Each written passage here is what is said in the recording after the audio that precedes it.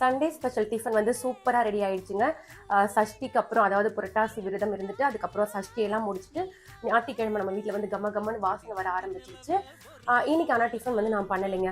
Praveen bro தான் வந்து பண்ணி தரேங்க்கா, நான் தான் பண்ணுவேன், போன வாரமே கேட்டுட்டு இருந்தாங்க. ஸோ நீங்கள் அடுத்த வாரம் பண்ணுங்கன்னு சொன்னால் அவங்க தான் வந்து பண்ணியிருக்காங்க. என்னென்ன பண்ணியிருக்கேன்னு பார்க்கலாம். அதுக்கு முன்னாடி நேற்றுக்கு போட்ட ஷார்ட்ஸ் வீடியோ, இன்னைக்கு போட்ட ஷார்ட்ஸ்லாம் வந்து பார்த்துட்டிங்களா அப்படின்னு கமெண்ட்லாம் சொல்லுங்கள். ஏன்னா பார்த்தீங்கன்னா கோவிலுக்கு போனதெல்லாம் வந்து ஷேர் பண்ணியிருக்கேன். பார்த்துட்டு வந்து எப்படி இருக்குது அப்படின்னு மறக்காம வந்து கமெண்ட்ல ஷேர் பண்ணிக்கோங்க. வாங்க இங்கே ஆரம்பிக்கலாம். கம்மன்னு ஆவி பறக்க சிக்கன் குருமாங்க. அதுக்கப்புறம் பார்த்தீங்கன்னா பெப்பர் சிக்கன் கொஞ்சம் பண்ணியிருக்காங்க.